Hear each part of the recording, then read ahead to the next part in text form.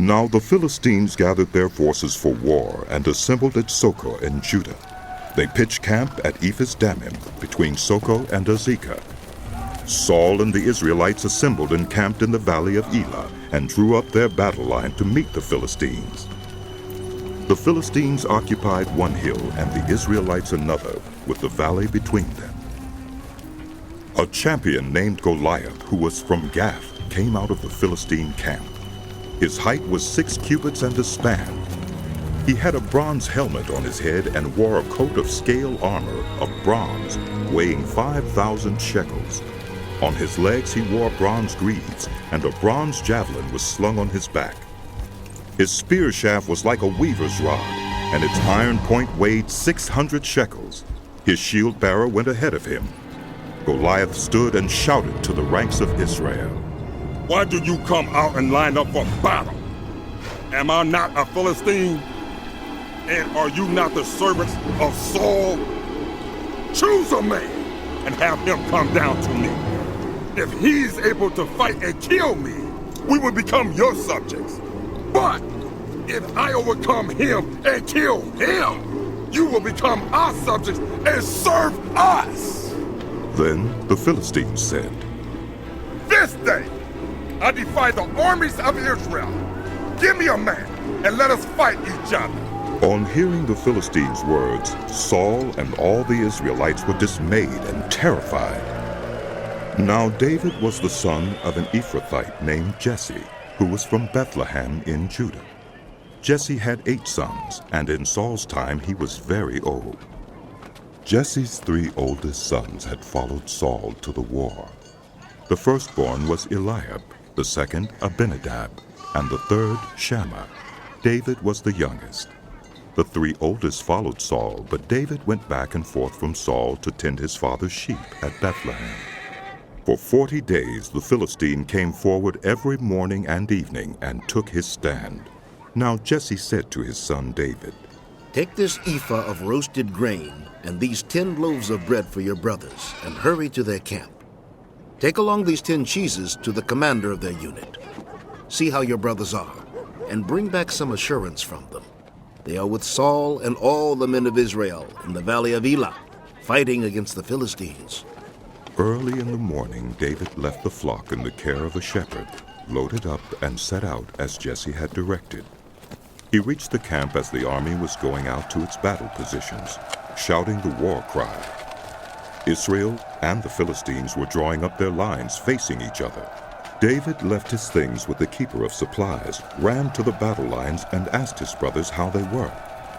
As he was talking with them, Goliath, the Philistine champion from Gath, stepped out from his lines and shouted his usual defiance. And David heard it. Whenever the Israelites saw the man, they all fled from him in great fear. Now the Israelites had been saying, "Do you see how this man keeps coming out? He comes out to defy Israel. The king will give great wealth to the man who kills him. He will also give him his daughter in marriage and will exempt his family line from taxes in Israel."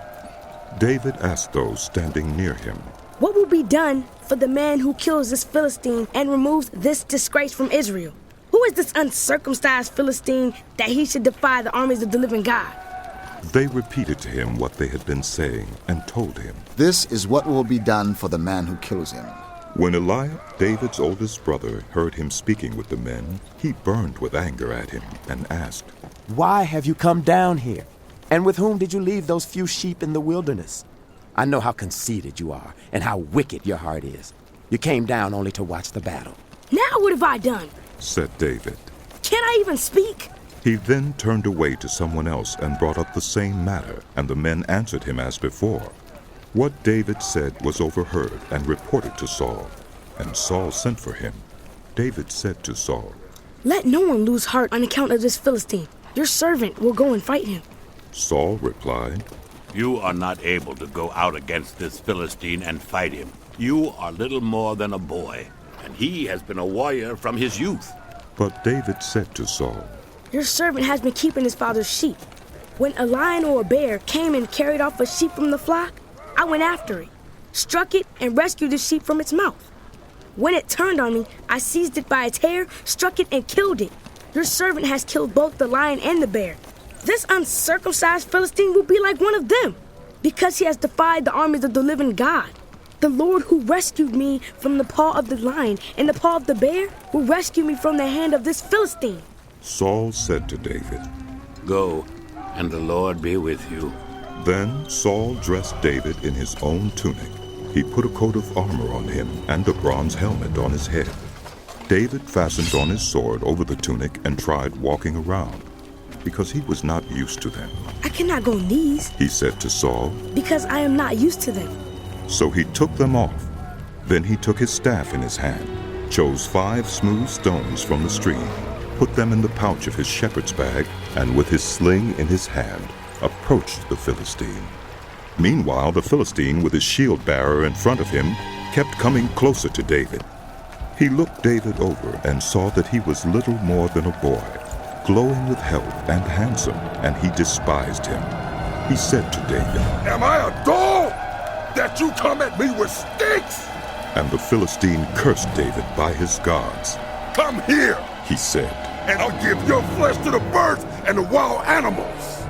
Ah!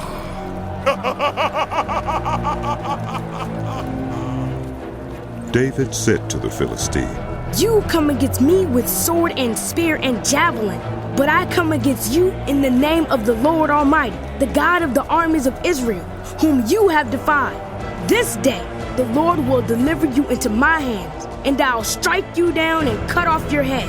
This very day I will give the carcasses of the Philistine army to the birds and the wild animals, and the whole world will know that there is a God in Israel. All those gathered here will know that it is not by sword or spear that the Lord saves, for the battle is the Lord's, and he will give all of you into our hands. As the Philistine moved closer to attack him, David ran quickly toward the battle line to meet him. Reaching into his bag and taking out a stone, he slung it and struck the Philistine on the forehead. The stone sank into his forehead, and he fell face down on the ground. So David triumphed over the Philistine with a sling and a stone. Without a sword in his hand, he struck down the Philistine and killed him. David ran and stood over him. He took hold of the Philistine's sword and drew it from the sheath. After he killed him, he cut off his head with the sword. When the Philistines saw that their hero was dead, they turned and ran. Then the men of Israel and Judah surged forward with a shout and pursued the Philistines to the entrance of Gath and to the gates of Ekron. Their dead were strewn along the She'uraim road to Gath and Ekron. When the Israelites returned from chasing the Philistines, they plundered their camp. David took the Philistines' head and brought it to Jerusalem. He put the Philistines' weapons in his own tent. As Saul watched David going out to meet the Philistine, he said to Abner, commander of the army, Abner, whose son is that young man? Abner replied, As surely as you live, your majesty, I don't know.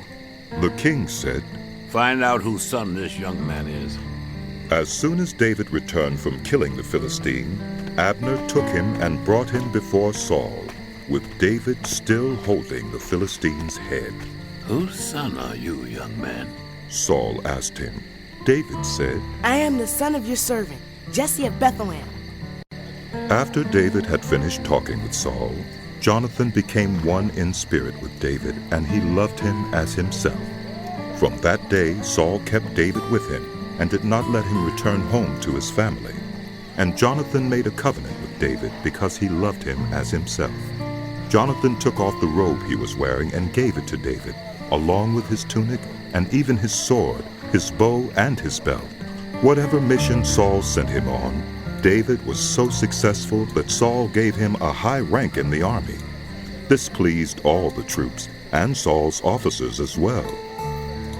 When the men were returning home after David had killed the Philistine, the women came out from all the towns of Israel to meet King Saul with singing and dancing, with joyful songs and with timbrels and lyres.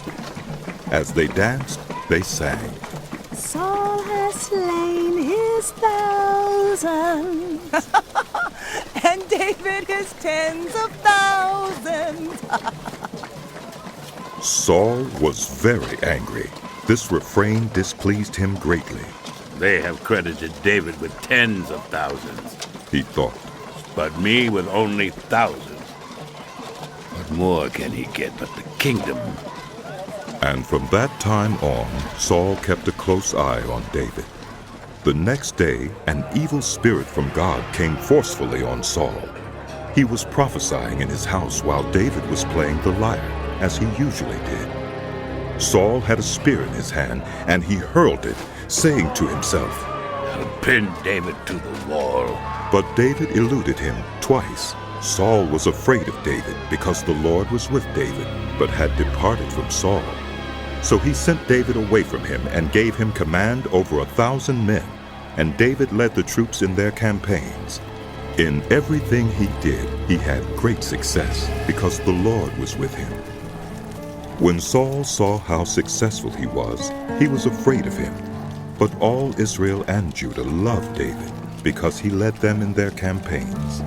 Saul said to David, Here is my older daughter Merab. I will give her to you in marriage. Only serve me bravely and fight the battles of the Lord. For Saul said to himself, I will not raise a hand against him. Let the Philistines do that. But David said to Saul, Who am I and what is my family or my clan in Israel, that I should become the king's son-in-law? So when the time came for Merab, Saul's daughter, to be given to David, she was given in marriage to Adriel of Meholah. Now Saul's daughter Michal was in love with David, and when they told Saul about it, he was pleased. I will give her to him, he thought, so that she may be a snare to him, and so that the hand of the Philistines may be against him. So Saul said to David, Now you have a second opportunity to become my son-in-law. Then Saul ordered his attendants, Speak to David privately and say, Look, the king likes you, and his attendants all love you. Now become his son-in-law. They repeated these words to David, but David said, Do you think it is a small matter to become the king's son-in-law? I'm only a poor man and little known. When Saul's servants told him what David had said, Saul replied, Say to David, the king wants no other price for the bride than 100 Philistine foreskins to take revenge on his enemies. Saul's plan was to have David fall by the hands of the Philistines. When the attendants told David these things, he was pleased to become the king's son-in-law. So before the allotted time elapsed, David took his men with him and went out and killed 200 Philistines and brought back their foreskins. They counted out the full number to the king so that David might become the king's son-in-law. Then Saul gave him his daughter Michal in marriage. When Saul realized that the Lord was with David and that his daughter Michal loved David, Saul became still more afraid of him, and he remained his enemy the rest of his days. The Philistine commanders continued to go out to battle, and as often as they did, David met with more success than the rest of Saul's officers, and his name became well known.